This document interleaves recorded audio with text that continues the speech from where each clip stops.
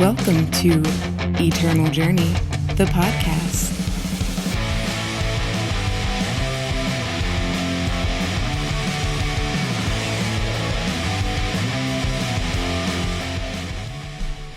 What is up, everyone? Welcome back to another episode of Eternal Journey, the podcast that talks about all things eternal with a focus on limited play. I'm your host, Jedi.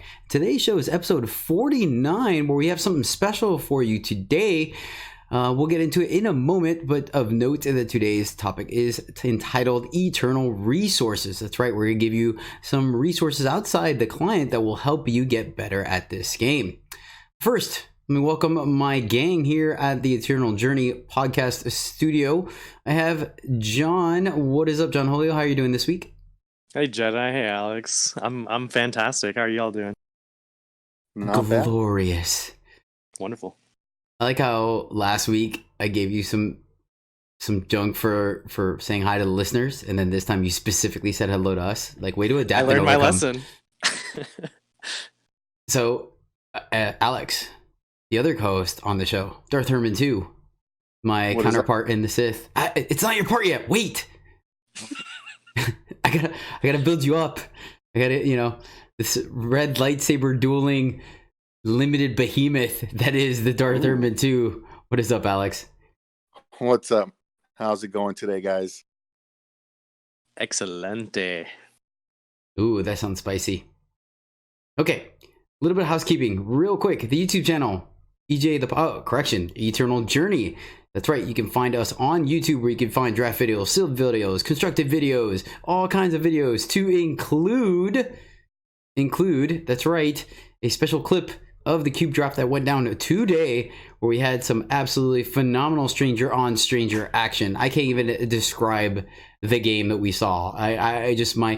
If I was a computer, I was short-circuited on commentary. So go to YouTube. There aren't enough PogChamps on Twitch to describe what I saw. It created a moment. I heard that off in the background while that was happening. So, yeah, I'm sure that was an epic game. I feel like I needed to jump into like the Latin football commentator seat and just be like, go. Like, it was just absolutely insane. I should have been like, lethal. But the truth is we didn't even know what lethal was. Like, the kind of shenanigans, double damage, first strike, deadly, life gain, mill, the stuff that was being tossed around was a complete war zone. It was anarchy and chaos, I tell you. Chaos. So yeah, check it out on Eternal Journey on YouTube. Moving on, cube drafting. All this went down in the cube draft today. So that's right, you can check that out on the cube draft that you can catch every other Sunday at my channel, twitch.tv/Jedi_EJ, where you can catch me streaming live every Sunday, Monday, Tuesday. And once we start the Patreon, that's right, we are considering a Patreon now that enough people have asked. We will probably, one of our stretch goals will probably end up being doing a monthly live podcast on Twitch, so that might be something. Stay tuned for that. But right, that is it for that. So let's go into our subscriber shout out. That's right, of course, want to give some love to all our return Jedi and Padawan and Sith Order members. Thank you guys so much for supporting the Twitch channel. Really appreciate it. Help support this channel as well to continue and make this great content for you. Our latest Padawan is Fast Cookie. Fast Cookie, thank you so much for joining the Jedi Order. Really do appreciate it. It's always great to have you in chat. Always appreciate your cookies sharing. You always bring enough for the chat, the entire chat. So it's absolutely phenomenal. Thank you, Fast Cookie, and all the other members of the Jedi Order. You all rock. Any shout outs from you guys? Alex, John? Nom nom nom. Nom nom. That's a good one. Boom, look at that. Triple threat shout out for Fast Cookie. Showing some love. All right, guys, that finishes all our preliminary stuff, which means we're going to dive into our pack one, pick one. So shall we crack a pack, gentlemen? Let's do it. Do it. Okay, first row of comments, we have Hair Trigger Pistol. This is a +3/+1 weapon for 3 Shadow. It has Deadly. Then it has Spellcraft 2, so a total of 5 when you play it. Play Trigger Happy. And correct me if I'm wrong, because this is a string shot, but Trigger Happy is give all your guys quick draw. That's the one. And that's it. Yeah. Correct. Okay, excellent. Moving on, we have Spire, Spell Sword. Spire, Spell Sword. Spire, Spell Sword. Spire, Spell Sword. Nope, I got it. 1/1 Paladin Mage at common for 1 and a Justice. It reads, when you play a spell, Spire Spell Sword gets +1/+1 and lifesteal this turn. Next up, we have Pack Beast. This is a 2/1 Camel for 2 and a time. It says summon. You may play an additional power card this turn. Of note, the power card has to be in your hand already. It does not draw it for you. And finally, a veteran of the limited format, we have Blurry Chaser. This is the 1/3 Yeti Explorer for 2 fire. It has quick draw and it reads, pay 1 and twist Blurry Chaser to Scout. All right, John, what do you think about these first 4? Yeah, I think the only cards in consideration here are the Hair Trigger Pistol and the Blurry Chaser, and I don't think it's even close for me. That's a easy blurry there in that first row. The Hair Trigger just has that double shadow cost, and it's really only great in a kind of aggressive go wide deck. So I mean, and the Blurry Chaser is just like you said, limited all star. That Scout is super relevant, and that just helps it attack even better. It's just 1 red pip in the casting cost. It's just a outstanding 2-drop. So that's where I'm looking right now.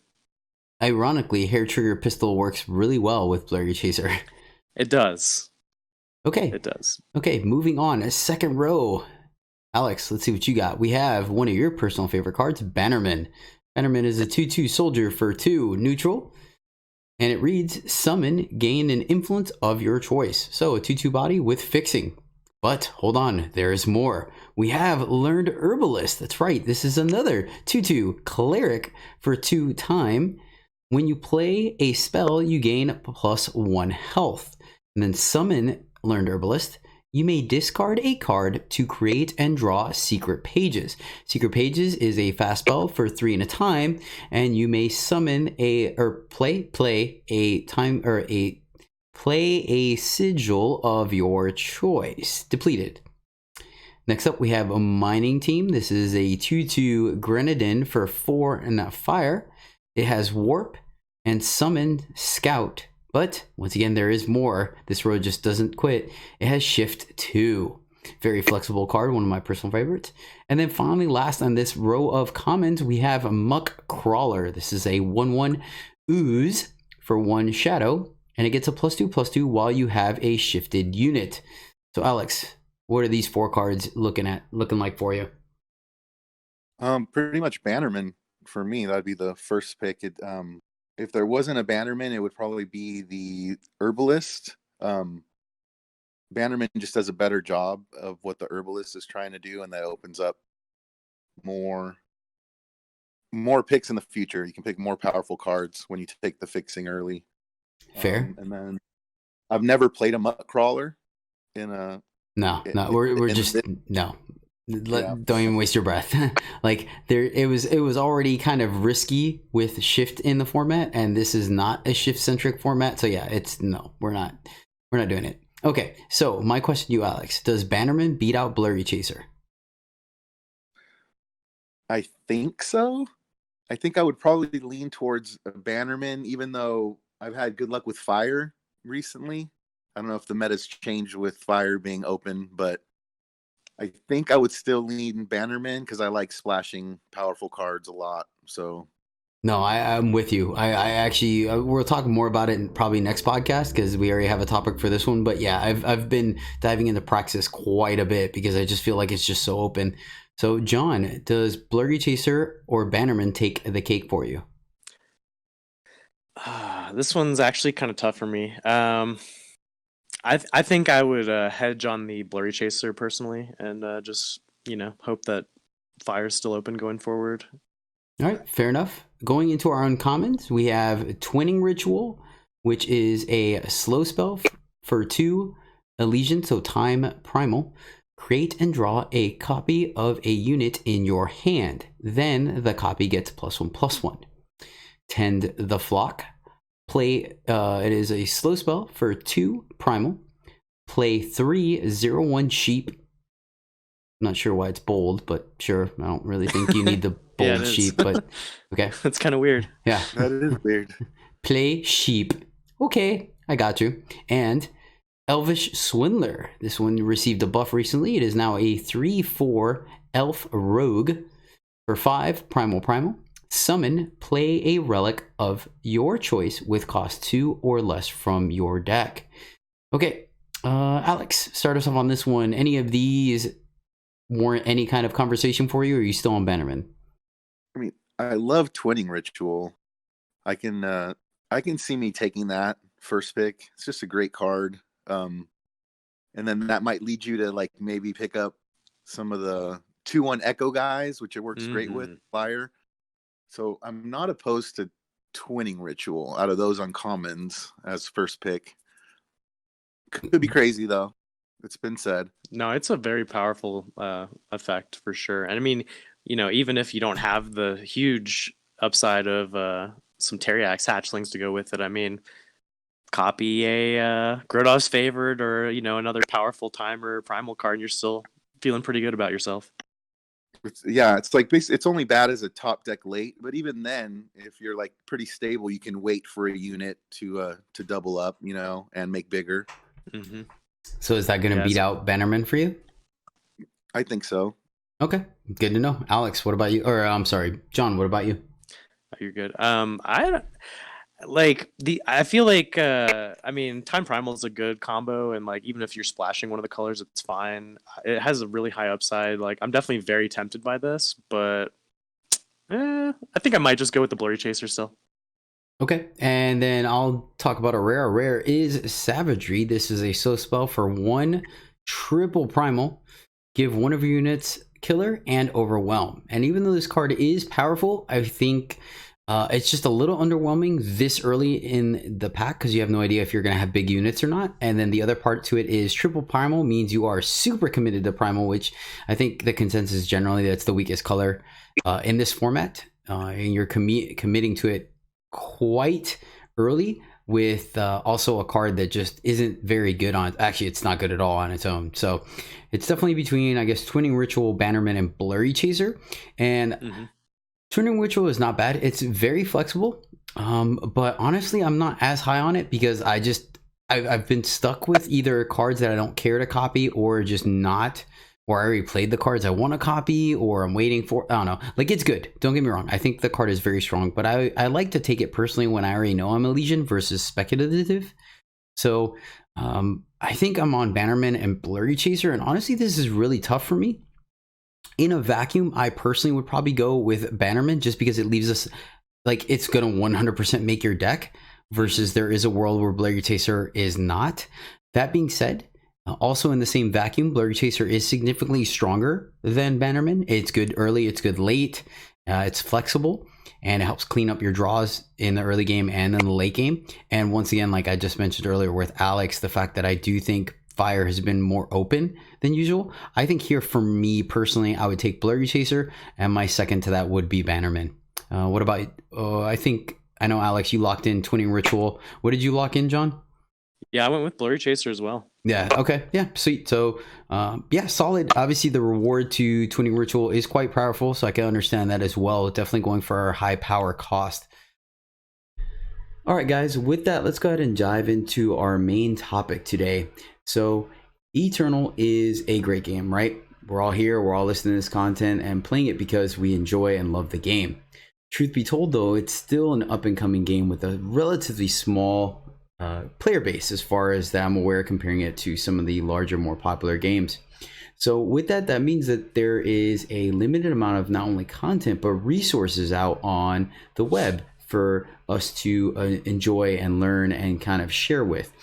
Two of those very, very awesome resources that were player-based created are the websites Shiftstone and Eternal Warcry, which you've heard me talk about on the show quite a bit. So we're very fortunate to have those creators on the show today. So first off, taking down the November Tuesday night Eternal tournament with a constructed expedition deck that I happen to try to pilot in the following ECQ, as well as being the first in not one but two potential factions experience to achieve level 100, I have Papa Capricorn. What's up, Papa? Hello, Jedi. Well, thank you for inviting me to the show. Glad to be here. Yeah, it's absolutely great to have you. It's actually kind of funny. This was kind of a spur of the moment thing where I had talked about your website on the show before, without really letting you know, I guess. To be honest with you, I didn't even know at the time that you hosted it, and yeah, it was just it's a great resource. And you and I were talking about it. I didn't realize you were a fan of the show, but then you told me, and I was like, you know what? How do you feel about being on the show? And you were surprisingly down for it. Yeah, no, it's funny you say it. It was sort of the opposite for me. I think maybe the first time we interacted directly was through one of the Tuesday night Eternal events, which is a great community event that we have going on now. And I had been tuning into the Eternal Journey podcast, but I somehow missed the episode that you did on Power Bases where you featured Shiftstone. So it was a surprise for me to go back into the archives and see that one there, and I was glad to I appreciate the exposure. So thank you. Yeah, it's an absolute fantastic resource. Like, this show is a representation of what I feel, I guess, and now obviously the rest of the Eternal Journey crew. So it was actually kind of cool because, yeah, I think you actually told me that you had no idea, and I just happened to mention it on one of my streams that you were tuning into, and yeah, that kind of sparked this whole dialogue. So it's a small world, ironically. Yep, no, it's good stuff. I think, I mean, everything that you do, Jedi, seems to be very community focused, and it is, as you mentioned, it's a pretty modest sized game. So the community of players, and especially the sort of active community members, is fairly small. So I think eventually everybody will, interact with each other at some point. But it's always good to make a new, meet a new friend and collaborator. So I appreciate that. Yeah, for certain. And like I said, it's an absolute great resource. We'll go more into depth in it in a moment, but just a quick overview. There are articles on the website. There are multiple things you have going on, which we'll talk about. But the biggest, I think, as far as the reason why I found you was because you did create a power base analyzer where you can export your limited deck or your constructed deck, throw it into the analyzer, and it will give you a graph chart explaining when you should plan on getting X influence and X power at X turn based on what you have, and you can tweak it to find that power base. So fair warning, if you're doing it for limited, you're not going to be very happy with the numbers ever because inherently limited power decks are suboptimal, but hey, that's part of the fun. And it definitely helps you helps with deck building, also helps with those feel good or feel bad moments where you can figure out if it is just bad luck or if it was bad deck building. But like I said, we'll go into it a little bit later, and I'm sure John Julio, with the deck brewing he does, we'll see how often he visits the site and put him on the spot. One other thing I do want to mention is Stever Cakes was kind enough to write into the show. So through proxy, Alex will be reading off Stever Cakes' answers to a lot of these similar topics, as, of course, Eternal Warcry is the other popular website used for posting up and sharing deck lists for other people to enjoy and tournament reports and whatnot. But all right, with that being said, Papa Capricorn, let's go ahead and dive right in a little bit. You are a human being. You are a player of the game, right? It's one of those commercials like you're not only a rep, you are also a member. So tell us a little bit about how you like to enjoy Eternal. Sure, yeah. So let's see, I guess I've been playing for a little over 2 years now. I started out when the Tales of Horus Tavr had just been released. So it was the Tavrod meta. And I pretty much was hooked right away. I had been playing a lot of different games, different card games. But basically, once I started playing Eternal, I kind of stuck with that going forward. It's just, I find it's a really polished, engaging game, and it's got a great storyline. And it was really good distraction for me. Alex, do you mind giving us a little background on how Stever Cakes got into Eternal and whatnot, and what they enjoy about the game? Yeah, so let me do the best Stever Cakes impression that I can here. So let's see what Stever says. It says he used to play Eternal a whole lot more from the open beta till about 2.5 years ago. But the game, he hasn't been playing it as much as he would like to lately. Not even doing his dailies to get the free pack, so I know what that's like. Not sure if I'm just put out from the CCGs in general. I have about 1,300 hours on the Steam account and probably something similar on the phone. And then what Stever Cakes enjoys playing. Let's see, he considers himself Timmy. He's never really played MTG, but knows of the term. Likes decks that are fun to play when you got cool combos, big dudes, and things that don't always win, but when they do win, it feels really good. So yeah, we all like that. I've only ever made Masters once, and that was with Tony G's Armory deck back in the days when Armory was a thing. Armory. Armory, it's kind of trying to make a comeback, maybe. I'm not sure. Let's see. I'm forcing it. Me and Noverb are forcing it, but it's such a hard force. Yeah. Let's see. Likes playing mill decks. Hates losing to it, but doesn't like being on the receiving end, but likes to dish it out. Let's see here. It's sweet seeing their deck just get dumped into the void. Boy, Stever, if you're into mill decks, have I got the format for you? That sounds so atrocious. How like, oh, I hate getting milled, but by God, does it feel good to mill everybody else? That's fair enough. Wow. No, like mill is super viable right now. Like we're seeing a lot of that in both constructed formats in the game. So no kidding. Now's a good time for you to get back into it, in my opinion. Thank God I've dodged that bullet then. I mean, I can relate with that sentence exactly because, like, it is fun. Like, when your mill deck is working, I watch the opponent's deck just go away. But when someone's doing it to you, it's just, ugh. You're like, how big? Yeah, it's a pretty universal sentiment, I think. Although some people just don't even like playing it at all, I guess. See, I really don't mind it. When my opponent's trying to mill me out, yeah, I've lost a mill probably 5% of the time. So whenever they're on the mill plan, I'm like, oh yeah, we're good. We're good. Because it has to be like a specific set of cards and a specific set of circumstances for my deck not to do its thing. So it's like, I'm trying to do 25 damage to you. You're trying to do 75 damage to me. Let's find out who gets there first, you know?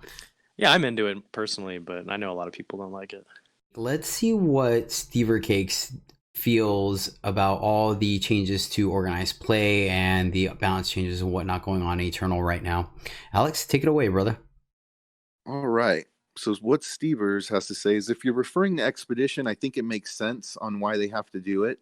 For newer players, it makes it a bit easier to get into the game since they don't need to have every single powerful card at the same time. I like the idea of being that just because it's not in the current expedition, it doesn't mean it may not ever be in future expeditions. I love to finish with Icaria, so I think he's hoping Icaria gets put into expedition at some point. To take one out of Jedi's playbook there. Unfortunately, that means that DWD has more control over what types of decks can possibly be played in expedition. I don't personally play expedition, and I don't really have an opinion on rotation in any one format. I like being able to use any and all cards, but balance does become an issue. I suppose if you go crazy and just make crazy cards, it becomes a little bit too much like Hearthstone, and the RNG, and that one was not fun at all. It's a tough job to balance 2,000 plus cards. The only thing I gotta say is I am just eternally grateful, that the fact that there is no secondary market, so we don't have to worry about Icaria being 200 shift stone, and then when it gets introduced to expedition, it jumping up to 2,000 shift stone or anything like that. So thank heavens for that. Mm-hmm. It's really interesting to me how Direwolf has managed to handle rotation. Or, you know, we have these two different formats now. We have Throne and we have Expedition. And, you know, it's effectively a rotation, right? Which is something that a lot of players were calling for because people felt like the non-rotated format was getting stale. But it's kind of interesting to me that they're not calling it rotation, and they seem to be trying really hard to make both of these formats be kind of popular, you know? So I think of other games, and it's kind of like, you know, everybody sort of plays the standard format, and then the wild format is where people just go to play jank. I mean, maybe that's a generalization, but that's kind of the impression that I have. Whereas I feel like Eternal's doing a really good job of making both of these formats kind of alive. I like the fact that they call it Throne instead of Standard, or Expedition instead of, Random. right? Because No, it I just agree makes with you completely. yeah, I think they've really knocked it out of the park with, with managing these two formats and with the balance changes and everything. It's funny, like you mentioned, that people thought like, the old Throne, I guess, was getting stale. Well, they've managed to both make Throne not stale, in my opinion, as well as make Expedition a cool alternative format. So I definitely, think yeah. they're doing a great job there. Everyone has an origin story. So, John, what is the origin story to Eternal Warcry? Sure. So this is what Stever has to say about this. It says, originally I was just building a deck building tool for Eternal because of the ones that were out at the time, he felt like they could be better. The deck builder on EWC could definitely be better. There are always ways to improve, and I would love to rebuild it from the ground up, as I feel it's pretty bulky right now, but it works. While building the deck builder, though, he was thinking people probably would want to save the decks they were creating, and so he was like, well, now I have to add users and deck listings and deck searching cards, etc. It sort of just went from a simple little app to something way bigger than I had originally planned. Also, he says he sucks at making decks, and what easier way to get good decks than having everybody submit their decks to you directly? The ultimate net decker. That's pretty funny. That's actually amazing. Actually, I love that. I know that's a hot topic that people go off and on, and honestly, the way I see it is enjoy the game however you see fit. Not everyone is able to brew their own deck, so if you need that deck, I think that's perfectly all right. If you use it as just a baseline or a way to gauge your own deck, that's perfectly okay. All right, so shifting gears a minute, Papa C, how exactly did the idea for Shiftstone come to be? What I wasn't expecting when I started playing was that I wasn't expecting, that to discover the community that goes along with the game, and I found that just through playing, I kind of made a lot of friends, and there was a lot of different collaborations and things going on, and I wanted to increase my participation, and so I had been just kind of noodling around myself with ways to improve my deck building, because that was something that was particularly interesting to me, and I don't have a background in Magic, so building a power base is something that was new to me, and kind of challenging. At first, I think I did what a lot of people do, which is, you just kind of plug in your favorite cards, and then you hit the add power button. People who have been playing for a while might forget that you can't even actually build a power base on your own until you take the additional step of turning on the advanced deck building feature. So for people that have background in Magic, it kind of comes more naturally. But if you don't have that background, if you're coming from Hearthstone, for example, the whole idea of having a power base can be kind of intimidating. In any case, at first it was something that it felt sort of like a chore. I was like, I want to play units and spells, but I don't really want to mess around with these power cards. But then as I started to learn a little bit more about it, I realized that actually building your power base is kind of one of the most rewarding parts of building a deck. And I'm a very visual person. Some people have wondered if I have, a lot of math knowledge based on what happens with the power calculator Shiftstone, but it's actually kind of just the opposite. I wasn't really able to understand these probabilities until I could visualize them. So I started out just messing around with, online calculators. There's a really slow process. I would plug things in, manually, using calculations based on each turn, and turning these into to visuals, to charts, using just like Google spreadsheet. And I definitely noticed that it helped me become a better player and a better deck builder. And it seemed like something that the community as a whole might benefit from. So I sort of put the word out there. And fortunately, I got in touch with a really talented coder and math brain by the name of Apostatic. And, I had built this sort of clunky prototype, and he took that and turned it into something usable that we could put up on the web. And, that's sort of how we kick things off.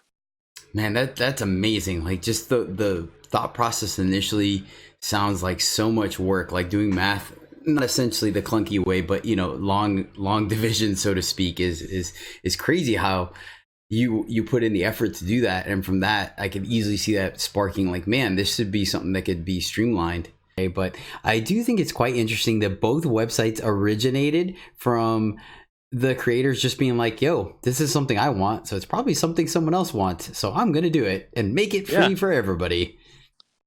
Yeah, that's really interesting. I mean, I don't know one person that plays this game that doesn't use, Warcry. Like, what a great resource. Even if you don't look up other people's decks on there, just, you only have so many slots to save decks in the client. Like, this is basically an extension of that, on one level, and then there's so much more there. What a great tool. Yeah, absolutely amazing. I think you can't play this. I doubt you can play this game for longer than a month and not interact with someone and eventually have you directed to Warcry, whether it's for a deck, whether it's for an article, whether it's for anything. Like, there's just so many resources there that it's impossible. It's such an integral part of the community. And yeah. One of the things I've also appreciated about the Eternal community is just, one, the talent we have with people. It's kind of like that motorcycle club type effect, where we're all together for one specific reason that may not necessarily be popular, but then we're coming from so many different backgrounds that you'd be surprised the kind of skill sets that we have hidden within the community, and then how willing everyone is to help each other out is absolutely amazing. And like you said, that was just something that you felt like, hey, if I need this, there might be someone else that wants this, and someone randomly was willing to help you. And now, like I said, I everyone that I've turned on to this or showed on the stream has been extremely impressed by it. And it's an amazing tool, even if you need it because you have no idea what you're doing with your power base, or vice versa, you just need to double check your own intuition. So that's awesome that you were pulling together. Was there an evolution to it, or is it pretty much what you guys came up with the first time was exactly what you wanted? Yeah, I mean, I think the way that the evolution worked was really, initially it was very rough, and it was just Google spreadsheets. And, although I have some coding skills, they're way out of date, but I do have a background in visual design and interactive media. And so, I basically did some layouts in an image editing program, and I shared those with Apostatic, who was my collaborator, and he turned them into what we have now for the Eternal Power Calculator. The idea also was to create a sort of a hub of different player resources. So, as you mentioned earlier, the reason most people come to Shiftstone is usually for the Eternal Power Calculator. But we do also have a community calendar on there, which lists both the official in-game events and also the different community events that are happening. And the reason why that started was I found that even with all the reminders on Reddit or Twitter or whatever, I often would miss a date of an event just because I kind of had forgotten about it. So I wanted to create a tool to help to remind myself when these different events were happening, and also help other people remember. Because one point the Eternal Community League, for example, was doing 3 different events every week, and they would have off weeks and on weeks, and they were pretty good about putting out a tweet or a Reddit post, but not everyone saw those. So just in an effort to kind of drive participation in these events, that was some of the thinking behind the calendar. It's I still keep it up to date every time there's a new chapter or some kind of competitive event, whether it's official or community. I plug that in there, and you do have the option to subscribe to that if you use Google Calendar or Outlook or. So I just found out about it recently. Honestly, I've come to Shiftstone many a time for the power calculator, but I just found out about the community calendar, and that's a great resource. I will definitely be using that going forward. With all the competitive events and community events, it's I would say impossible for me to keep track of everything that's going on, and I don't really use Twitter, for example. So if things are posted there, I won't even find out about them. So yeah, that's something I'll definitely be using going forward. Yeah, it's a really solid tool because it centralizes all the information versus if you stick to, like you said, Twitter or Reddit, a lot of times these posts get kind of drowned out in other posts, so they're not back to back and things like that. So I think it's a great resource as well. That's fantastic for you to kind of spearhead that, Papa C. So with that being said, obviously it is such an integral part of the community that it takes some upkeep. So Alex, what does it take for Stever Cakes to run the Eternal Warcry site? All right. So fortunately, it says he's built most of the administration functionality, so he can do it from anywhere without having to be at his home computer or having to log directly into the database. I can quickly add anything while at work that doesn't require image work or quick fixes like card corrections. I have email notifications for me, any report that comes through. Fortunately, we have a great community and nobody is abusing anything. Anything that doesn't belong on the site quickly gets reported, and I can easily go in and handle it. So yeah, it sounds like he does respond to emails pretty quick if you see a card that's wrong or something. I know, John, you've mentioned that before. Yeah, I randomly saw one during a draft one time, and shot him a message on Discord, and he fixed it basically immediately. Boom, that's what's up. That's the attention to detail. Yeah. It could definitely be appreciated, man. That definitely seems like a huge time investment. How many hours a week does Stever Cakes invest into the website, John? Or John. Sure. Yeah. It says as long as nothing major is coming up, he probably spends about 1 to 3 hours on the site a week, just making sure everything is up and running and making sure things are running smoothly and nothing's broken. New features take more time, but general maintenance is not too time consuming. Goes on to say, in the beginning, with a lot of requests coming in, new features were constantly being added. So it was a lot of hours then, but now it's pretty self-maintaining. He tries to build any project he works on so it can run itself without having him to constantly watch over it all hours of the day. At the start, he was spending was spending any time not working, sleeping, or eating on programming the site. Fortunately, also MLNTN, another outstanding community member, has been amazing and has been providing him and others in the community with card images for the site for any new cards or card changes. In the beginning, he was manually capturing each and every card in the game. What that means is he was loading up the game and going to cards, clicking on the card for the enlarged view, screenshotting that, pasting in Photoshop, and running some macros to cut out the card and resize to the site dimensions. Save and type in the card name, double check to make sure he typed it in right, optimize and compress the image, and then repeat for each and every card. Oof. Sweet that is some Jesus. work. Shout out to MLNTN. Holy cow. Also, the token cards that aren't in the card collection page are even more of a pain to capture. And that's because he'd have to just create a deck that produces those cards and then challenge himself from his stream to his mobile on a different account and then play it out until he got screenshots of all the tokens that he needed and then go through the above process because the cards in the game aren't always aligned in the same as in the card collection. And then you have to adjust all the macros so it properly cuts out the card. Wow.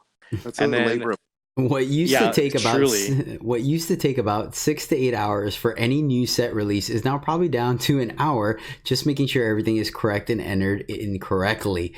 That is insane. I hope that paragraph or segment alone shows you guys that are out there that are using these sites, Shiftstone and Eternal Warcry, show these guys some love because that is insane. Like, they are doing that for no return on investment except for just helping out the community and themselves.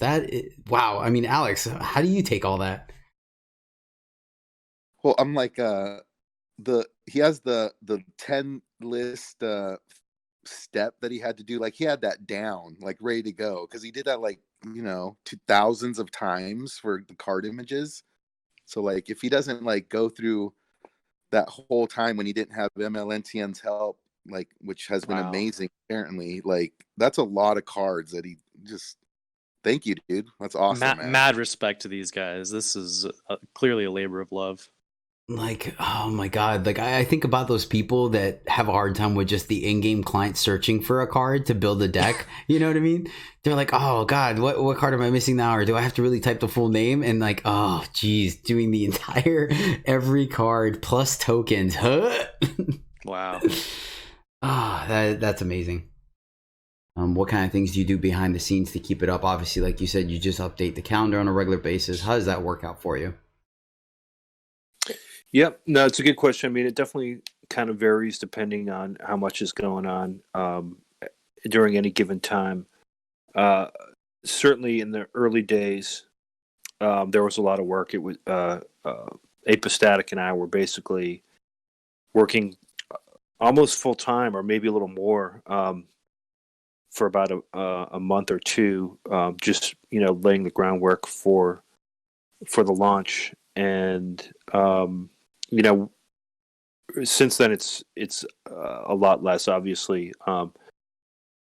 Whenever a new set comes out, we got to update the cards and the monthly promos. So there's a little time every time a new card is introduced. We have, more recently we started to kind of pool resources, and we're able to help each other out with different updates to make things move along more quickly. So it's sort of tied to the release schedule, but it's definitely a lot less going on now than when we were building the site. The most time consuming thing now that I'm involved with usually are articles, and I've been doing those less frequently. It's something that I'm hoping to get back into a little bit more. All right. So why does Stever Cakes do it? He does it because the people use it. The community is the reason he keeps up the site. If nobody went to the site or used it, he'd have no reason to keep it up. And pretty much that's all of us. I don't, anyone that takes this game remotely serious or even not serious uses that website. So that and Shiftstone, both of them. Mm-hmm. Talk about helping the community. Cassandrith and Stever Cakes recently went out of their way to help me facilitate my cube draft project, which I've talked enough about on the show. If you guys want it more in depth, please tune in. I think it's episode 41 where I do a full blown in depth thing about it. So I don't want to steal the spotlight from these guys. But Alex, what motivated Stever Cakes to help make the cube simulator on the Eternal Warcry website?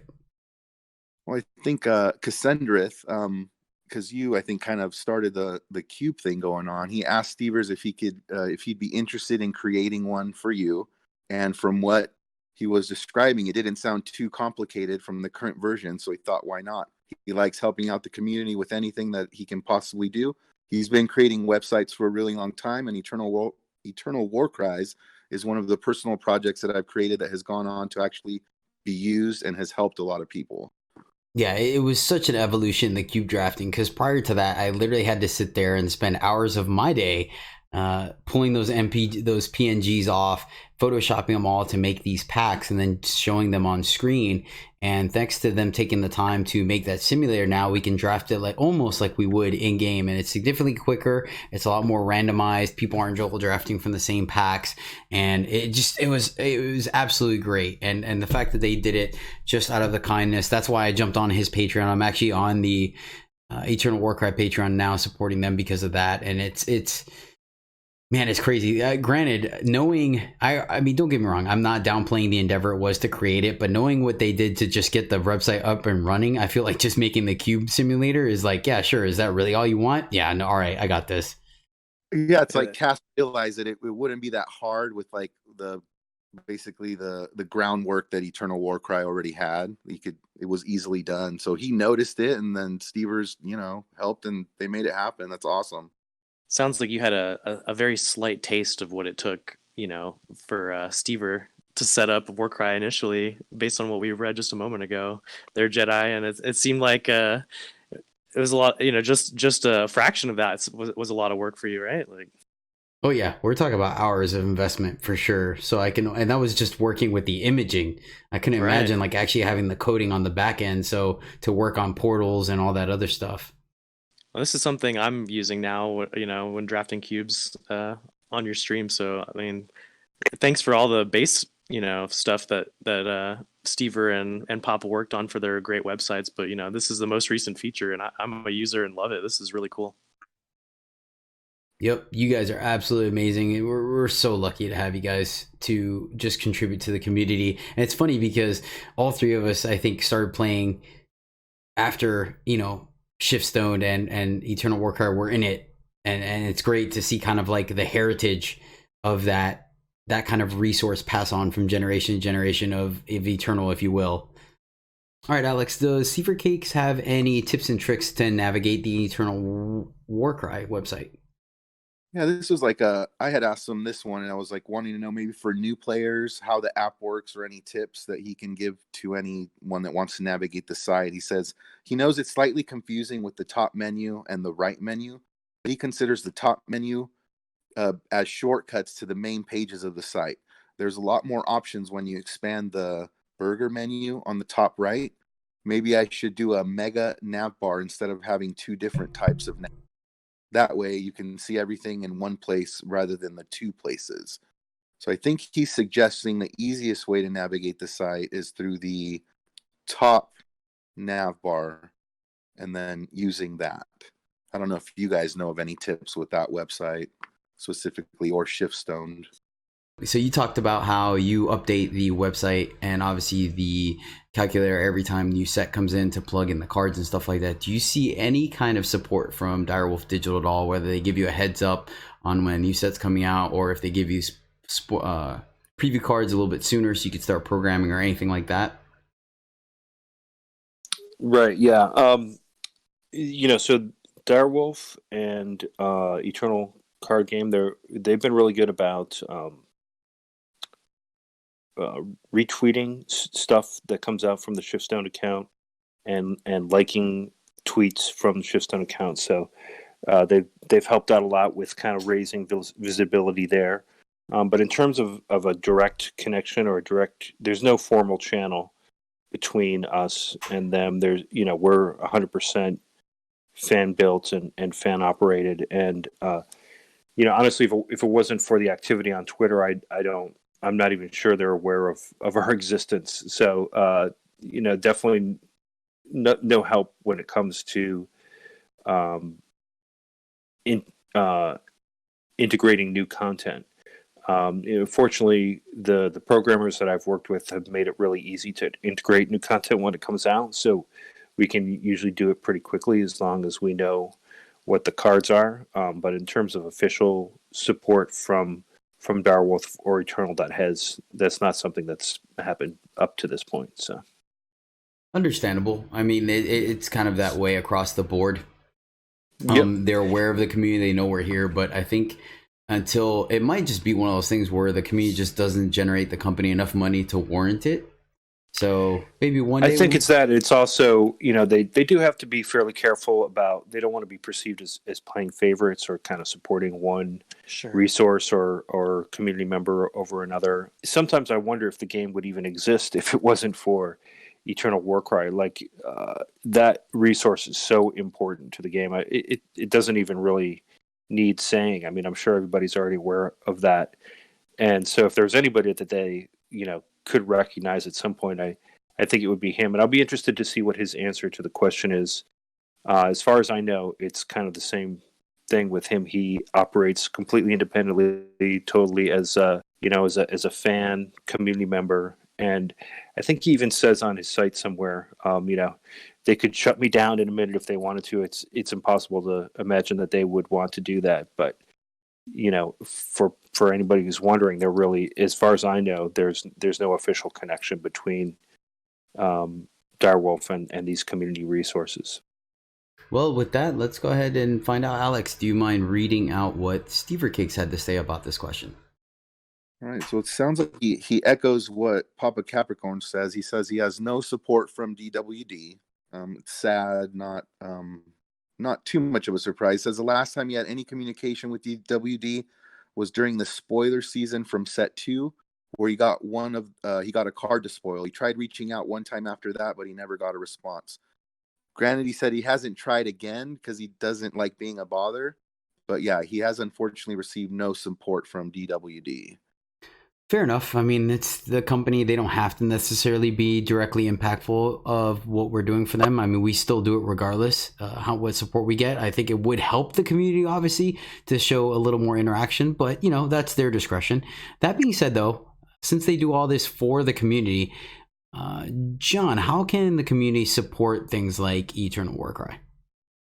Sure. So as far as this question, I have to say that, he's got a thing on patreon.com.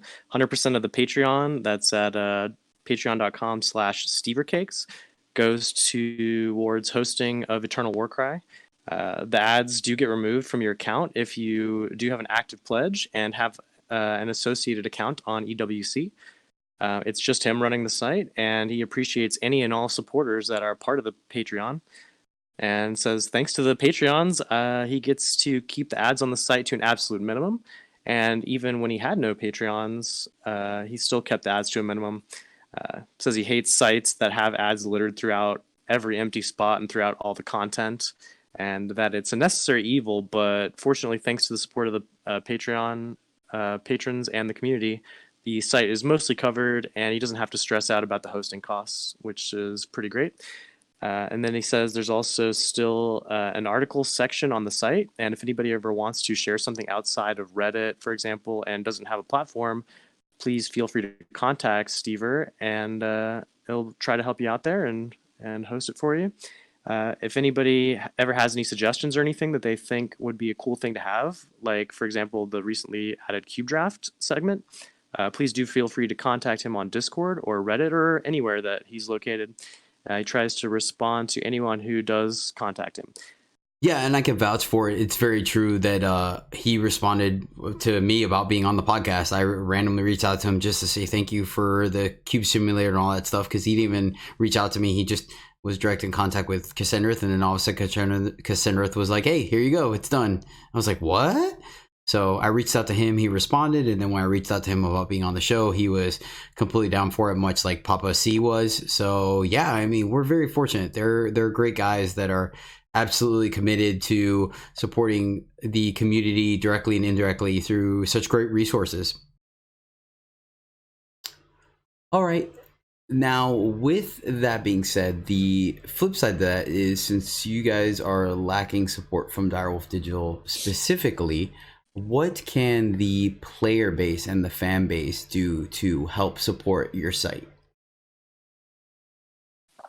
Yeah, that's a good question. I mean, I think the main thing is something that we were just covering, which is, for people out there that have skills with technical backgrounds or content creation, or they just want to be involved. That's huge. That is really what will allow us to continue to grow. In terms of financial support, I don't currently have a Patreon or anything like that. I am kind of operating at a loss, and I'm happy to do that just because I get gratification from participating in the community. It's something that people have asked about, and at some point, I may decide to do that. John, do you have anything to add about this?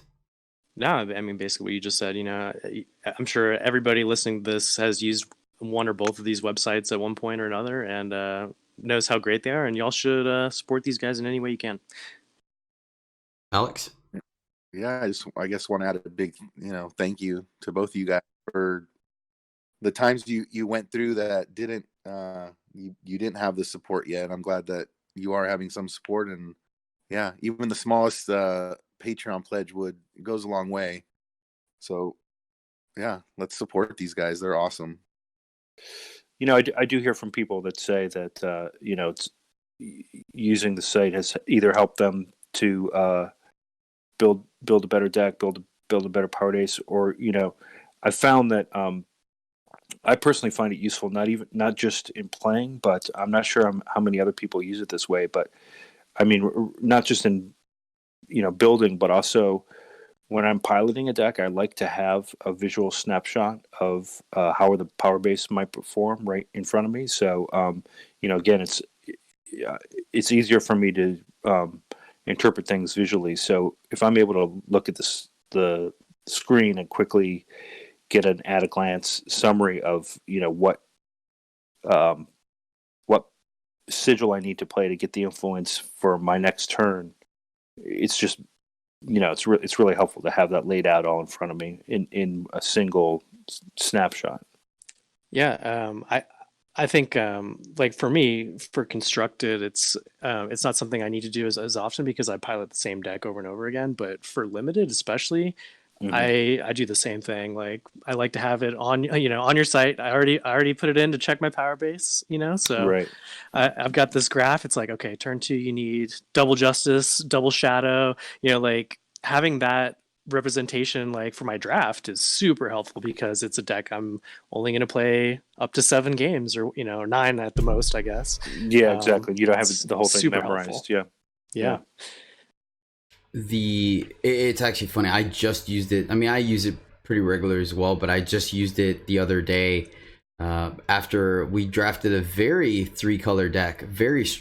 I mean, it was straight up 3 colors, and it was kind of funny because at one point, I think 2 of the games I ended up being power starved or influence starved with one of my primary. Well, I mean, I guess I didn't have a primary color, but it was one of the 2 colors I considered primary, and I was like, well, maybe I just built the deck wrong. And then I went and loaded it up, and nope, sure enough, the power base was extremely solid. Like I valued fixing very highly, and it paid off.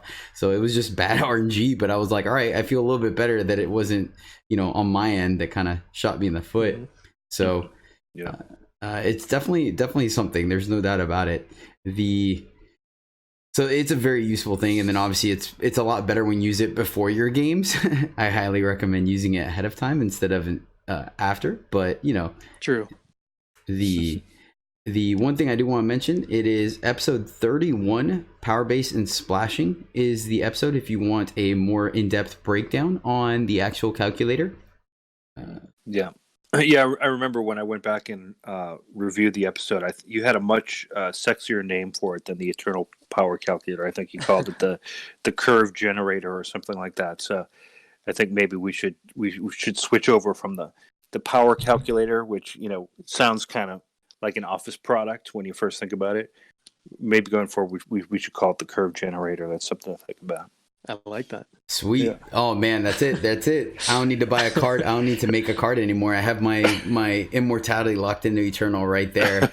You can just put the little TM after it. It'd be like designed by Jedi. I have a background in accounting, and believe me, I've had my fill of calculators. Yeah. That's awesome. Yeah.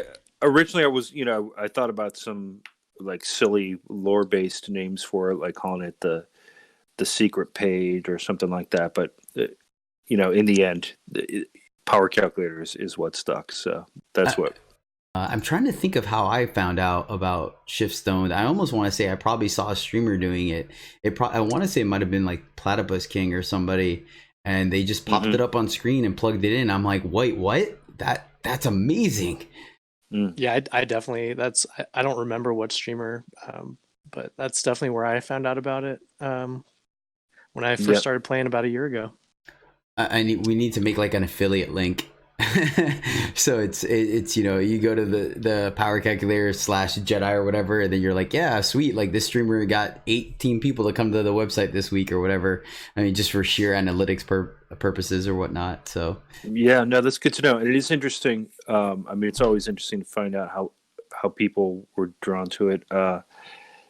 It's interesting to me how much of the community really is kind of Twitch based I mean, I know you guys have said it, and I've heard others say it. There really is an amazing Twitch community associated with this game, and I'm someone. I mean, I'll do a little Twitch viewing every day. But I'm not super into it. But you know, it's good to know that some people have found out about the site through that, and it's also interesting to me that that seems to be kind of the strongest community presence for Eternal is in Twitch.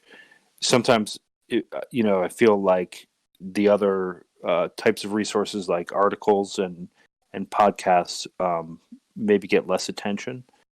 And, I hope that that's something that I hope that those types of content also will continue to get some attention as the game grows. Because Twitch is great for gameplay, but I think sometimes it's easier to do things related to, analysis or strategy in different formats. I know for a fact, I don't know about articles. I'm actually a little curious about that. I used to be a big fan of articles, and I've actually pulled away from it just because I'm in full hustle mode now. So I very rarely have time to just sit down and read something. That's why I'm a very big fan of the audio versions of things, because I just listen to it on my commute. But thanks to the survey that the Misplay did, we actually found out that out of the people that did the survey, which I'm assuming is only a fraction of the Eternal community, only 18% or 12% of them listen to podcasts. So that was a bit of a blow to the old ego. But you know what? It's much like you said, every single time someone friends me in game or writes a comment on one of my posts saying, hey, thank you so much for the content, I'm really enjoying it, keep it up. Or someone comes into the Discord and says, hey, I won my first 7-win draft thanks to you guys. Like, man, that just makes it all worth it. I know I really do enjoy articles, but there just aren't that many written about Eternal these days. But those tend to be more like high level, discussions and things. So I read those any chance I get, for sure. Yeah, like Team Rankstar, I think they consistently put out articles, correct? Yeah, I think they're about the only guys that consistently put them out these days. Maybe we'll talk to Papa C offline and see if maybe once every 2 weeks we get one of the guys from EJ to write a limited article or something. Two other things I'd like to mention real quick. Since we're on the topic of both you and the Eternal Warcry, do you guys have any kind of cross pollination at all? Like, for example, when people plug in to the curve generator on your website, you have buttons like, hey, would you like to save this deck? And it leads you over to Eternal Warcry. And then vice versa, if people plug in their decks to Eternal Warcry, it's like, hey, would you like to double check your power base? And it has a link to your website at all. Is that something that you guys have talked about or not really? Yeah, no, absolutely. That does exist. So if you are on Eternal Warcry, and once you've completed a deck and saved it, on that page, if you scroll down the column on the left, that's sort of the stats column, there is a button there that says View Deck on Shiftstone, and if you hit that, it'll automatically take you over to shiftstone.com with your deck plugged in, and you'll see the power base visualization right there. So that does exist. It's currently only one way, so you can't. Well, you can export a deck and import it into Warcry, but it's not a direct link. You have to copy and paste it. But if you're going from Warcry to Shiftstone, it's just one click, and you can view your deck or any deck that's listed on Eternal Warcry is just a button click away from the curve generator. Awesome. Sweet. Yeah, that's great. Yep. And that was the coder that I mentioned earlier, Alex MA, was instrumental in making that happen. Stever also was a huge help. Really, and this is where I thought you were going with the question initially, Jedi. Stever was one of the first people I reached out to about this. He was super supportive about giving me ideas and suggestions and potential resources and advice along the way. And as time has gone on, we've kind of done more and more stuff together. We sponsored a one-off tournament last year with the Eternal Community League called the Opal Waystone Classic. That was sponsored by Shiftstone and Eternal Warcry. And I think I also mentioned earlier we've been participating in another group of sort of third-party developers, and just kind of pulling resources. And so that's been a lot of fun, and also just makes things go more smoothly. So. Man, you self-segued into my second question, which was about the Opal Waystone Classic. So if you will elaborate on that a little bit more, just so people have it on their radar whenever you end up doing it again, I think it'd be absolutely fantastic. Because it's not your standard tournament, correct? Sure, yeah. So, that was just an idea for a fun event I had last year. I had been, participating in some of the Eternal Community League events, and had a lot of fun with those. And basically, I just wanted to do something that I hadn't done before, which was take a dip into tournament organization. And it's something that I never could have done by myself, but there was it was a really fun partnership with ECL and with Stever. I reached out to him about sponsoring it, and he was on board, so we did it. We created a little cash prize pool. We had a piece of original artwork commissioned. I did the layout for it, and I worked with an illustrator, and we came up with basically a banner that was added to the prize pool. It was a tapestry that was printed by Inked Gaming that went out to the top 3 players. Well, that's super cool. Yeah, and the format itself was something that we wanted to create a sort of a unique deck building challenge. So the format was a 4-color power base. You had to have a minimum number of cards in each color, and as we all know, recently that's something that has become actually constructed playable with the Endra decks, but that obviously didn't exist at the time. This was last year that this was happening. Reanimator was another big strategy that people used. There were various versions of 4F control, and so I'd like to do something like that again this year. It probably won't be until second or third quarter. But it was fun. It's not something I would want to do all the time, but once or twice a year, it's definitely just another way of kind of participating. It was fun. I participated in one of them, so I think it was a lot of fun. It might be something I end up hitting you up, because I'm in the process, I mentioned on the last show, of coming up with a EternalJourney sponsored tournament. So maybe I can get you guys to collab with us or something like that. Still trying to figure out the format exactly. I want to do something like you said, we're not quite Throne or Expedition. Do something a little different to give everyone a little spice of life, and something for the brewers to do and whatnot. Yep. Yeah, I think it's good to have occasional events like that. I think the weird formats are better for kind of one-offs. I know for a lot of players like to use the community events as sort of training grounds for the official competition too, and so that's why things like the Tuesday Night Eternal series have a lot of appeal. Compared to previous years when we had at one point, like I mentioned earlier, between the Eternal Tournament series organized by RNG and the Eternal Community League, we had events that were almost daily for a while, and they didn't always have huge number of participants, but basically you could play competitive Eternal every day if you wanted to. That kind of slowed down. There's people have different reasons as to why that happened. Eventually, it did slow down. It was partly tied to the official play, I think, took the place of that somewhat. But there was definitely a period of time when all of these things coexisted, and I think it was really healthy, and I think it was good, that players had an opportunity to sort of, use these community events as a way of testing out decks and strategies that they would then use in the official events with, kind of less pressure.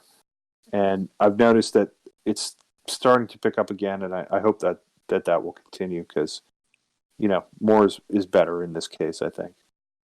Yeah, for sure. And I think having more ways of people to participate in the community definitely helps grow it. We're seeing an influx of new players, at least maybe I am because I'm a streamer. I have a lot of people come in the chat and ask a lot of questions that obviously show that they're new to the game, or sometimes they even straight up say it. And then the flip side is even some people have only been playing for a little while see me draft and like, well, I've always been intimidated by draft, but you make it kind of approachable. I'm like, yeah, by all means, like the more ways you can play Eternal, the more fun it is, in my opinion. And so much like John Julio said earlier in the show, in any kind of constructed format, which has its appeal as well, you can just jam the heck out of one deck. But if you're one of those people that likes to change things up and see different and unique interactions, limited, it just appeals because you get to essentially build a deck every time you draft, which can be fun for people. I know I like the formula and the calculation of it and the imagination, as well as just seeing a bunch of unique play. And that's one of the reasons why I like cube drafting, is because you get to play with the same cards in an entirely different manner. So that kind of starts to bring us towards a close of our main topic. But before we do that, just a real quick, John, is there anything else you'd like to ask Papa C about the Shift Stone or anything like that for him before we move into our constructed corner? Sure. Yeah, we definitely covered most of the questions I had come up with. I guess here's a flavor question. I really like the name of your website. How'd you come up with that? Oh, nice. All right. Well, it's one word. It's kind of directly connected to the lore of the game. Most people probably know that in the world of Eternal and Myria, Shiftstone is power, is a power resource, and it was, the URL was available, so it seemed like something that was memorable, that was associated with the game, and it was up for grabs. So that's kind of how we landed on that. Yeah, I think I just love it. I think it's just perfect. Super clean. Yeah, I agree. Right. One thing on that, John, just to interject because we're on it, and I'll give you some time.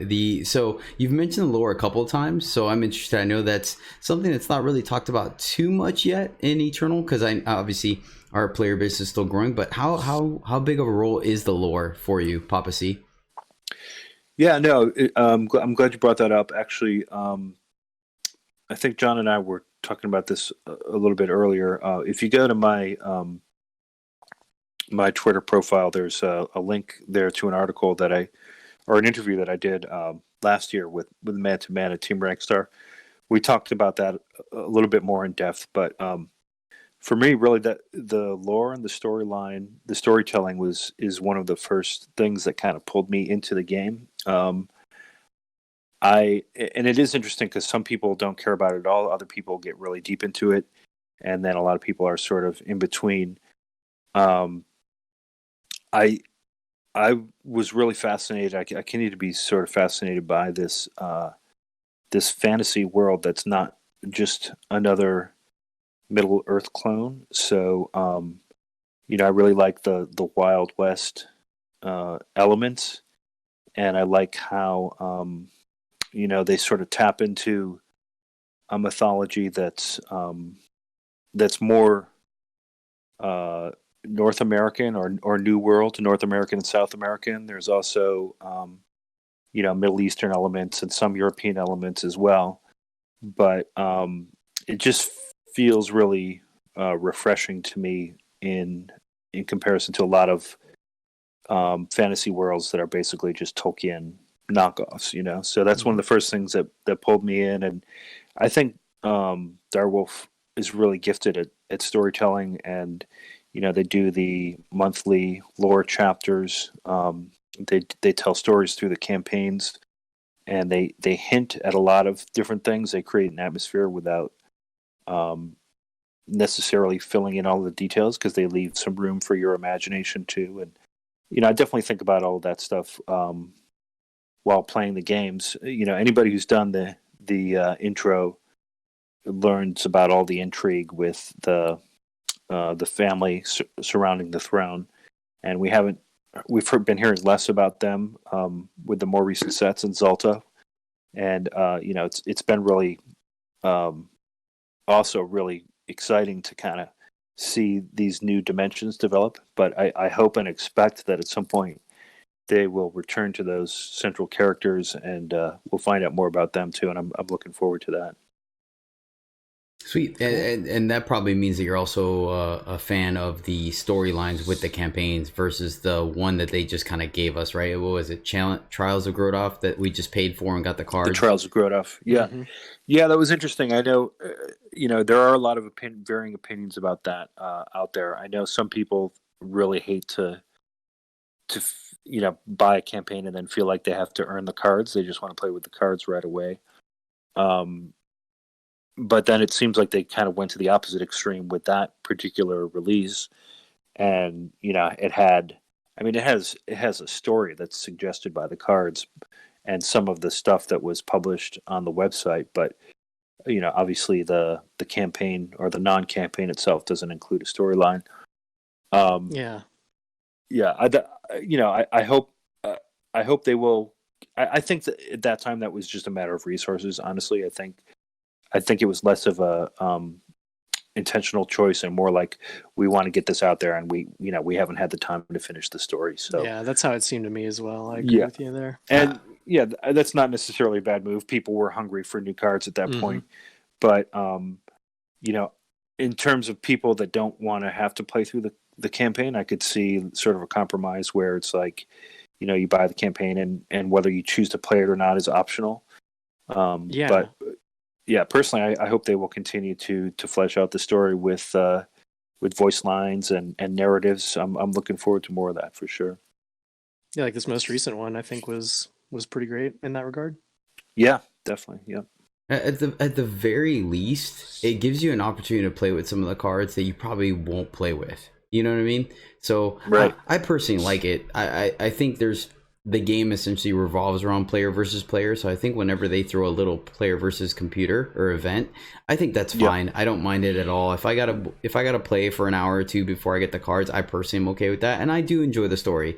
I'm kind of that middle of the line group that you were talking about, where I'm not one that's just waiting for the next lore chapter to come out. Sometimes I read them, sometimes I don't. But from a design perspective, I can really appreciate the story behind just a regular blank card. I can resonate with cards a little bit better. Plus, I can appreciate the design of it, of like, oh, okay, this card does this, this, and that because of this.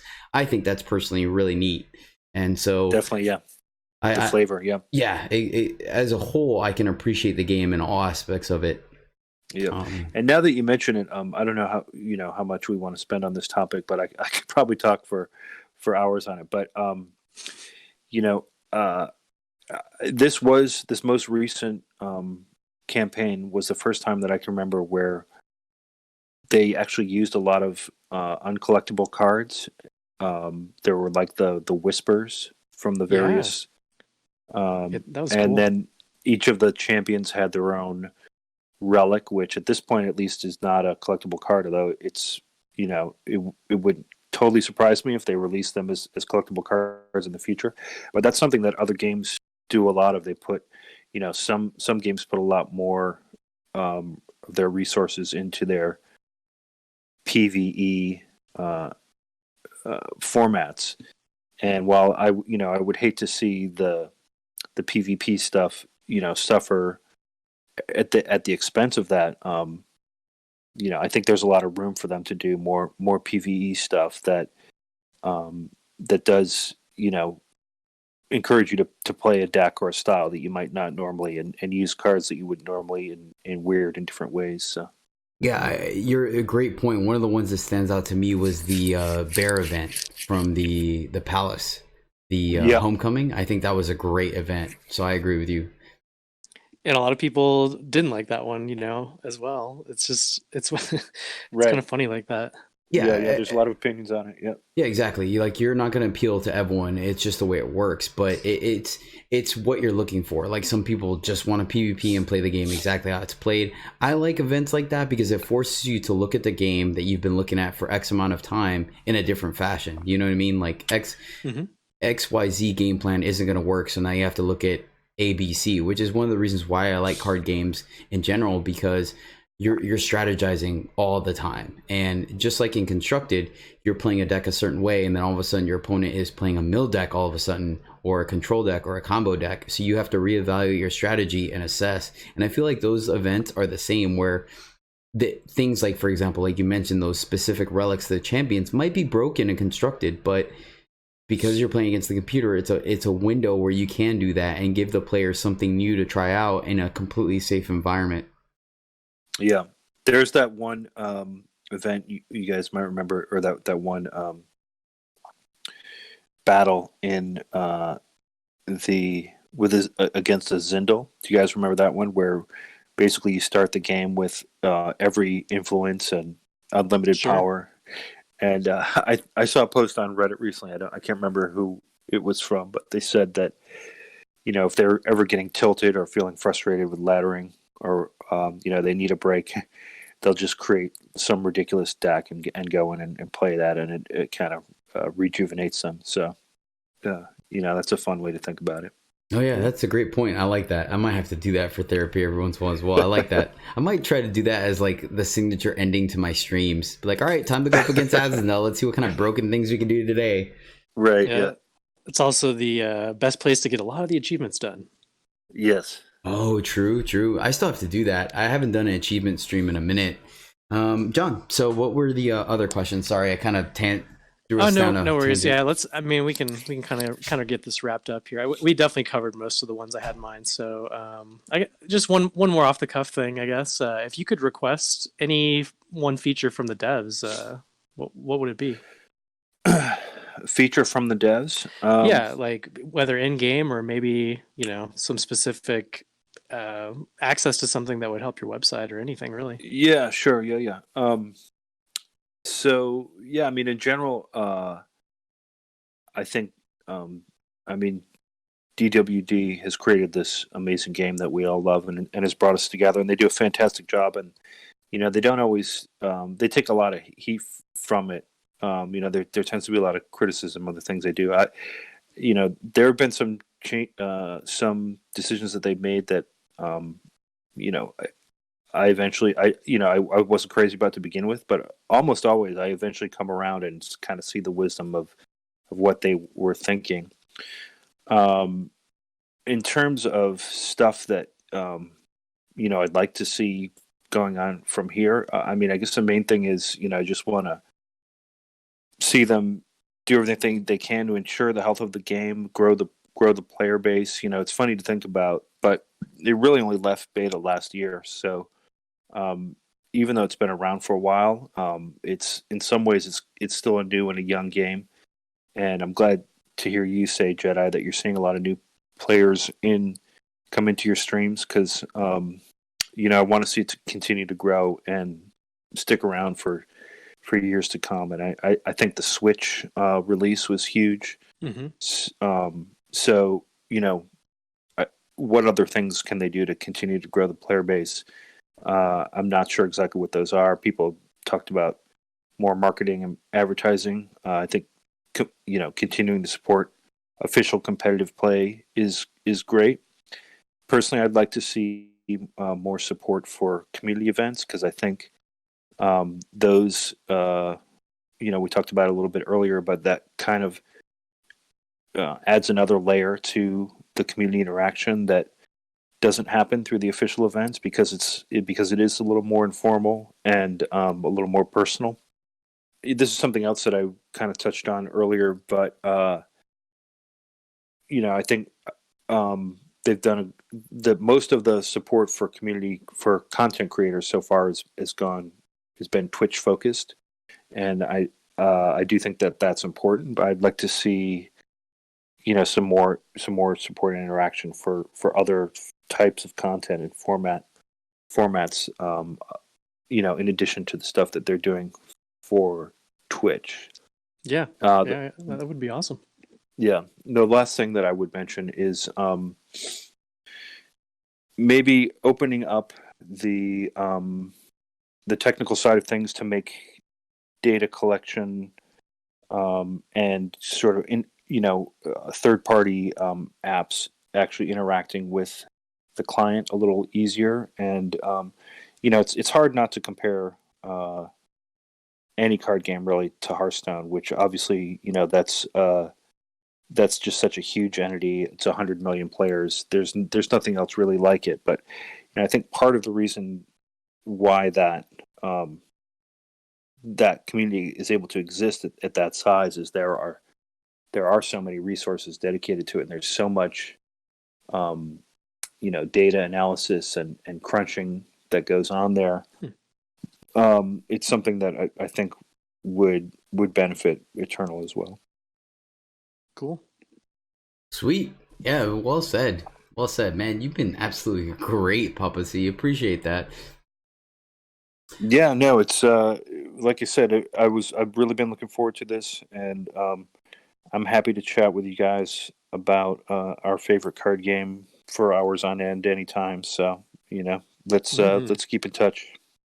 All right. Well, with that will finish off our main topic. So we will go into our constructed corner where we get to talk about some constructed brews and things like that. So, Papa Capricorn, you obviously have mentioned that you compete quite a bit, and you like you need a little bit of help with the power bases like we all do and stuff, but you do like playing some constructed, and once again you have taken down a tournament or two in your time. I've commentated your games and think you're a very solid player. So what kind of decks have you been playing with around lately, or one that you just would like to talk about, whether it's competitive or just plain old fun to pilot?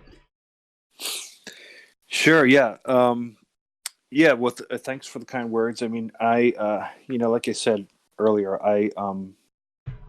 I do take play pretty seriously. I try to find the right balance between, having fun with brewing and, putting up results. And so,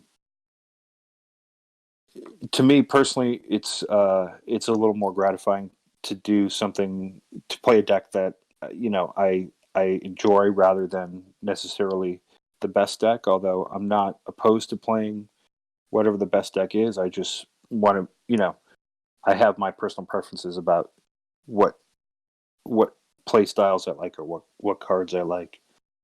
Sounds like my struggle with Armory. Yeah.